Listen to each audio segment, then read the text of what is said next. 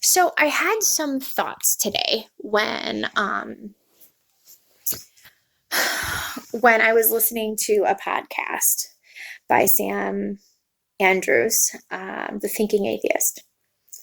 He had a guest on there, Dave something. You'll have to look it up. Or I can post a link or whatever. But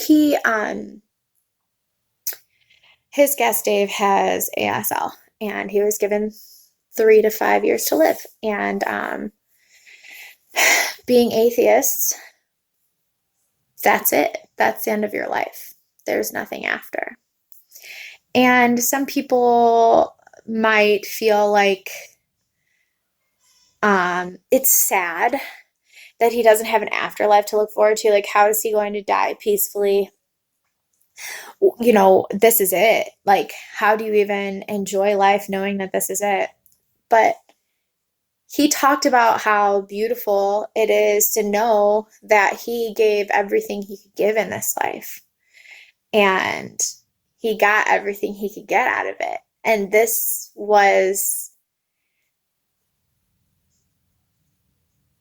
life that he lived for. And he's only been out of faith for 10 years, but this life that he's living is his. And it's the only thing he knows for sure that he has. And knowing that it's finite is what gives it so much more purpose and depth and richness, because he's not living for an afterlife. He's not. He's living right here now because this is all he has. This is all he knows for sure. And I was thinking about how when I gave up my faith, when I left it, when it dissipated, when it was gone, and I was like, oh my God, what do I do? I can't get this back. I don't know what happened to my faith. It's just gone. How did I grow past it? Where did I leave it? How can I pick it back up? Yeah, I need heaven. I need heaven to die peacefully. And hearing someone talk about how much richer their life has been since they stopped daydreaming about heaven, I was like, that's so real for me, because I would have given my life for the cause. I had such a martyr's heart and mindset that like these people that like suicide bombers and stuff, like I get it. You were just told that you have like a fast track to like the best afterlife ever. And when you really believe that, it's real freaking easy to off yourself. I'm just saying, I thought about, because when you believe something like that and you like believe it to your core, that's it. That's who you are. That's what you are. That's what you believe. No, nothing can change your mind in those moments. I believed in the afterlife so strongly that I did not believe in self-defense. I did not believe in like taking another life for my own.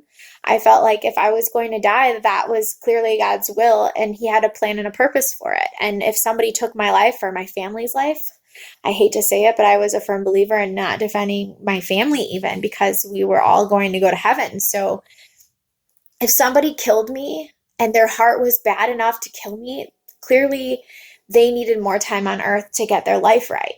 Like, that's how I thought. Not even kidding. Not even a little bit.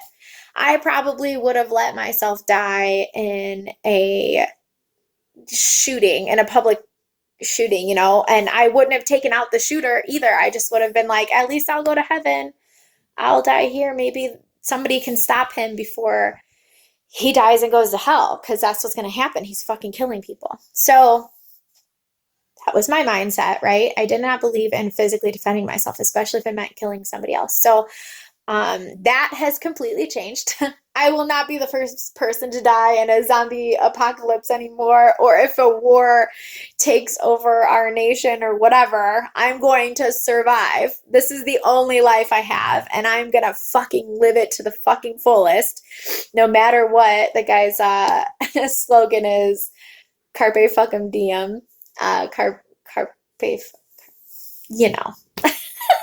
And I get it, because I left so much fear behind when I left faith. But the new fear, unfortunately, that I picked up is death. Because I had no fear in death before. I was going to go be with my creator.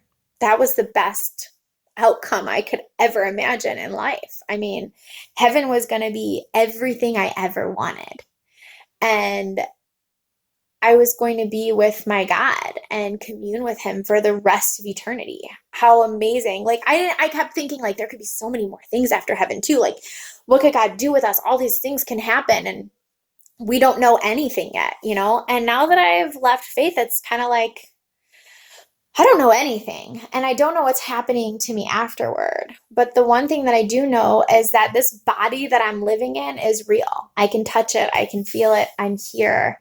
I exist. I know that I exist and I need to enjoy this life and live it to the fullest because I don't know when it's coming to an end. I remember hearing things like live like you're dying and stuff like that. And while I always felt that way, and I feel like I did give my best in every moment of my life so far, I really truly feel that way. I don't have regrets in that regard. I feel like I've always worked my hardest to be the best possible version of myself. And I've dug deep. I've done the hard work when it comes to self-examination and always focusing on growing. Sorry, I was patting myself on the back so much I forgot what that train of thought was going to. Sorry. It's true though. He also talks about how faith is dehumanizing a bit, and I want to come back to that. Don't let me forget to come back to that if you watch this and comment, because God, that's a great side note. I need to come back to it. I need to research it more though. I need to do that. But anyways, live like you're dying. So we're all dying. And one thing that they say in the podcast is it's like the common denominator of every human being. There's no getting around it. You're gonna die. We're all gonna die. And for most of us, we don't know what that timestamp is.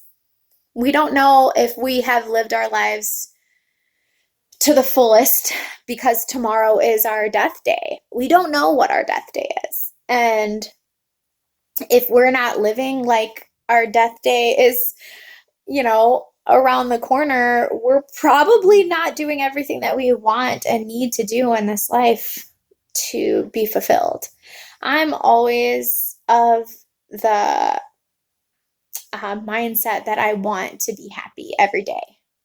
I don't want to work towards happiness sometime in the future. I want to do what it takes today to be healthy and whole and happy. And unfortunately, I'm not a very good saver and planner.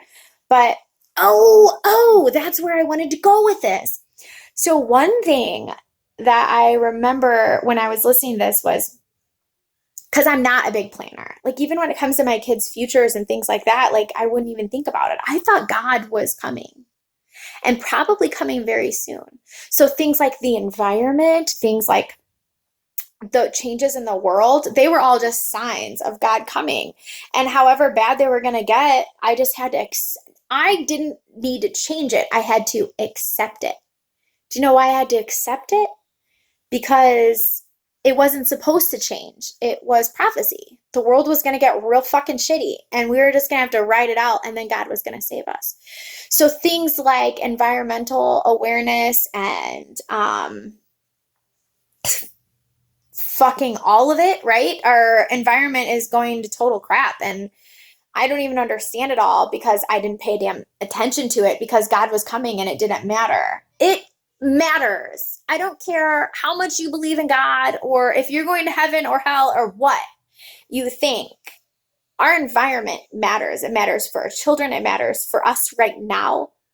It is something that we have to take responsibility for. And as a Christian, I didn't think any of that. None of it mattered. Saying that all of the things that science is proving about what's happening in our world and our atmosphere, I was like, it doesn't matter. We're not going to be here. And that's the apocalypse, even if we are going to be here. So it's got to happen. I'm so, so glad that I'm free of that mindset and that I'm living for today. I just want to encourage you all to live for today, Christian or not. This life is worth so much. It's all that you know for sure that you have. I don't care how real your faith is. because I had very real faith, and it's over now. And now I'm learning to accept that this life might be, I don't know how long it's going to be, but I know that it is more and more rich and beautiful because it's all that I have. And when I die, I want to die with the peace of mind that I did everything that I could for my family.